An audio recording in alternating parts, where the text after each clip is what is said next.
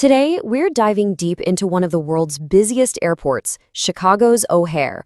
A recent performance report just dropped, and let me tell you, it paints a pretty wild picture. We're talking explosive growth, a multi-billion-dollar facelift, and a serious battle between airlines for a piece of the action. Okay, let's just kick things off with this one giant number on your screen, 8.26 million. So, any guesses what that could possibly be?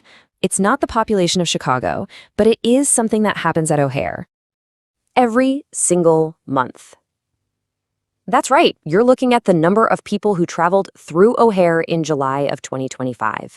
That officially makes it the single busiest month in the airport's entire 70-year history. Just incredible.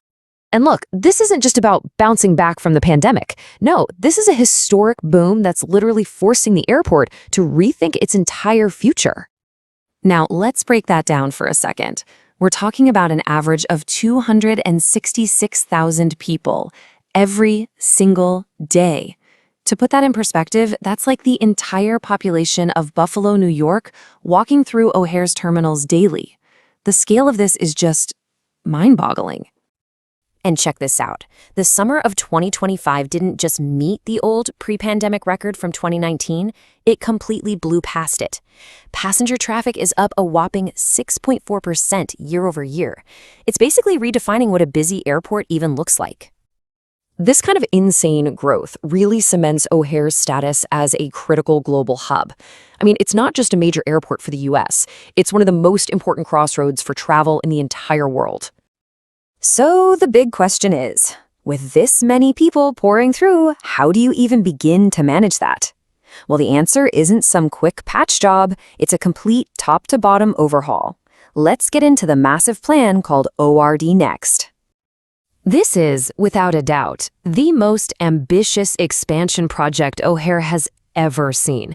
It's an over $8 billion bet on the future of air travel. And believe me, the work is already well underway. So how are they going to pull this off? Well, it's all broken down into key phases. First up is building Concourse D, which is actually the first new concourse in over 30 years. That alone is going to add 19 new gates, and that's all just to pave the way for the main event, a brand new state-of-the-art global terminal. But as you can probably guess, a project of this magnitude comes with a pretty hefty price tag.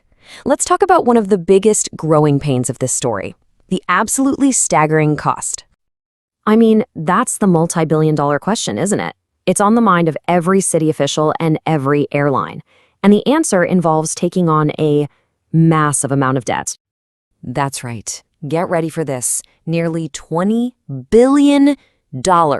It's a huge financial gamble, basically betting that O'Hare's growth won't just continue, but that it's actually gonna accelerate. But here's the thing, it's a calculated risk.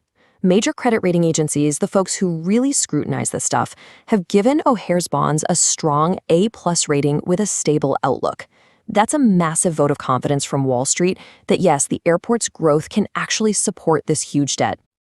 All right, let's switch gears to a different kind of growing pain, the human and corporate drama that's playing out right there at the gates.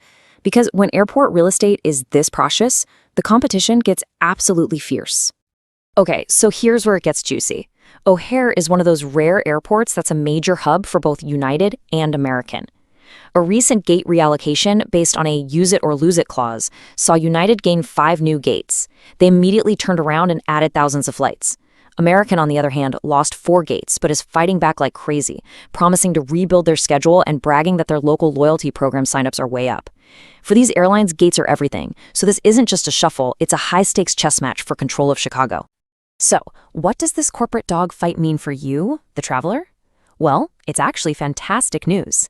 As aviation experts like Brett Snyder will tell you, all this competition between the big guys, it almost always leads to more flight options and, the best part, lower ticket prices. So we've covered the passenger boom, the giant construction cranes, that eye-watering price tag, and the airline showdown. But let's zoom out. Why does any of this really matter? Why should O'Hare's transformation matter to you?